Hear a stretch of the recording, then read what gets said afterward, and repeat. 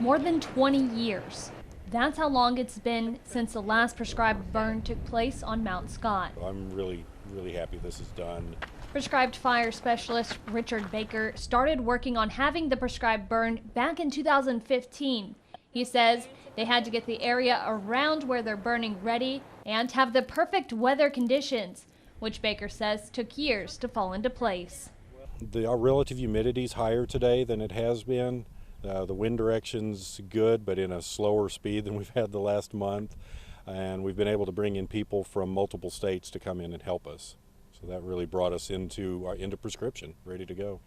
Baker says one of the reasons they're having this burn is for safety. He says 20+ years of dead trees, limbs, and debris don't make for good firefighting conditions. It would be next to impossible to stop. And with the mountain being such a popular tourist attraction, if people were on top, we wouldn't be any way to get them down. He says another reason for the fire is to help with vegetation. Grasslands need fire to stay viable and healthy. This will bring a lot of the big animals, the bison and longhorns, over here as this starts to green up for the spring. Baker says the fire is going as planned and residents have nothing to worry about. We're in good shape right now. If something does start to go wrong, we've got the people that will take action on it and start getting it, put out.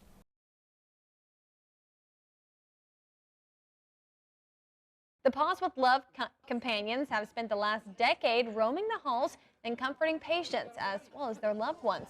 Today, their hard work was recognized with a wall dedicated solely to them right by the front entrance. We spent hours training our dogs and socializing our dogs and getting them to be good therapy dogs. It takes a lot of work, and to see them reach this level, and some of them have reached even higher levels, it is very rewarding and makes me feel good about having a dog that I love, that I can share with other people who has gone through all the testing and the requirements, and I feel comfortable with all of these dogs being in our hospital because not only because I work here, but because I do care about how well they interact with patients, and they're fabulous dogs. They really are. There is also a plaque on the way honoring all the good dogs that have crossed the Rainbow Bridge. Everyone is invited to stop by and check out the wall. 7 News reporter Kyle Payne is joining us live from their facility in Walters. Hey, Kyle. Hey, Caitlin, I'm here in Walters at the ODOT Division 7 maintenance facility in the salt mix shed. And right behind me, you can see some of that salt mix. And that's what will go in the ODOT trucks and spread on the roads to make your drive a little more manageable as the snow comes in this evening. And right now I'm joined by Tracy Terrell, the assistant engineer for maintenance here for Division 7. Thanks so much for joining us. You're welcome. All right. And so first I just want to know, what's your guys' plan for this evening? Well, as the precipitation starts to move in, we have trucks out now pre-treating some of the roadways. We've pre-treated with brine for most of the roadways. As the snow starts to come down, they'll start to push it off with the snow plows, and we'll have crews in all night tonight throughout our 9 counties. They'll work 12-hour shifts, and we'll be on 24 hours a day until we get the roads clear again. Okay, and can you tell me a little bit about the mixture that goes into these trucks and how that really makes a difference on the roads? It's about 25% salt and 75% sand. The salt will provide some melting. The sand will provide traction on top of the slick spots there, so that you can be a little safer as you're driving. Okay. And I go into work tomorrow at 2, and my mom was wondering if maybe you could stop by and get me if the roads are too bad. Hopefully they won't be too bad, but if you do need to go into work tomorrow, make sure you slow down. You can check the road conditions before you head out, and make sure you allow plenty of time so that you can slow down and be safe out there. Well, thank you so much for joining us. Yeah, and just like you said, be safe on the roads, prepare some extra time on your travel, and you guys be safe out there too. Reporting in Walters, Kyle Payne, 7 News. Morel mushrooms are hard to find, but if you know where to go and what to look for, you may just find yourself with a new hobby. It's places like these with lots of water, dead leaves, and trees all around that are the perfect place for them to grow. There are thousands of species of mushrooms, but the Morel mushroom is one that has lots of people like me on the prowl. What you want to look at with mushrooms, you want to get low. Jacob Slagle teaches a class all about mushrooms. I like these oaks. And he gave me a few tips on where and when you're most likely to find them. And that's going to be near the base of elm trees, around the time that the red buds are blooming in Oklahoma, near a source of water. Finding a morel today would be like so awesome. The morel mushroom is a delicious gourmet mushroom that commands a price around $30 a pound. Which is also why you're not going to catch a morel hunter sharing their favorite spots. They do grow in Oklahoma if you know where to look, but they can disappear after a day or two. They don't grow on our schedule. They grow on their own schedule. The morel has some deadly lookalikes, which is why Slagle says it's important to know what you're doing. With a morel, you should actually see the stem outline going all the way up to the top, all the way down. It should be hollow through and through. Then you want to clean it and you want to cook it. Don't ever eat a wild mushroom raw. And while we came up short looking for the morel, we did find several other types of edible mushrooms. Found a figure. A figure with all that hay. In Oklahoma, you're going to find trumpets, morels. You're going to find chicken in the woods, maitake, hen in the woods, pheasant backs, jelly ears. You're going to find puffballs, of course. You're going to find oyster mushroom. But before you just go picking wild mushrooms, don't eat it. Don't eat it.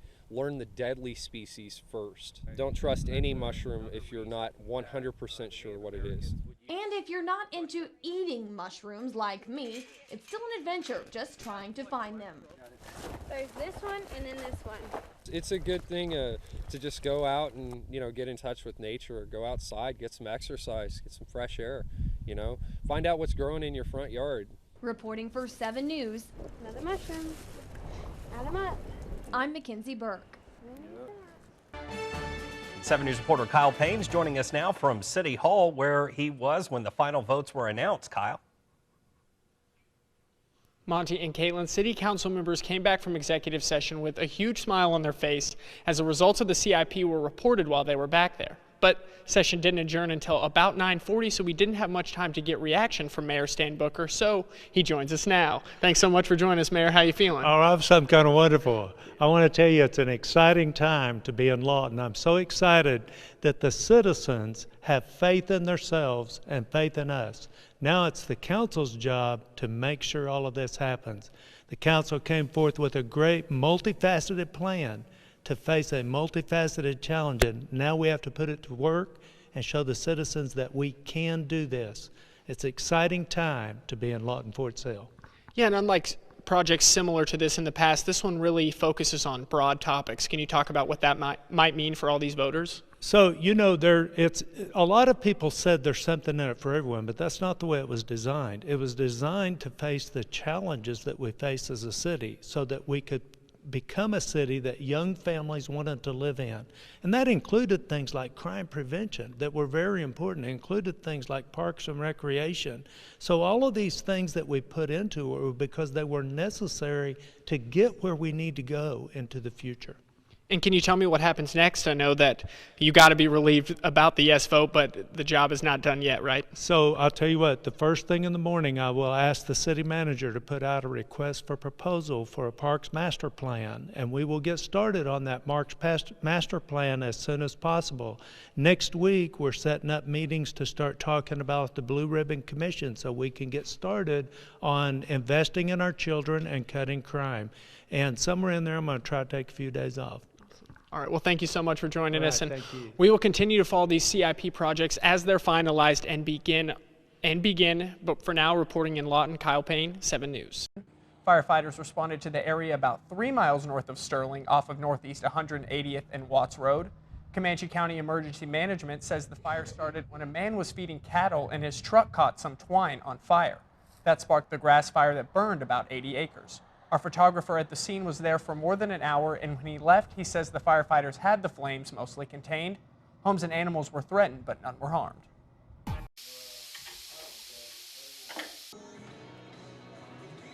on the snake in the cooler. I got to hold that snake. Throw them out. Into these boxes. What boxes?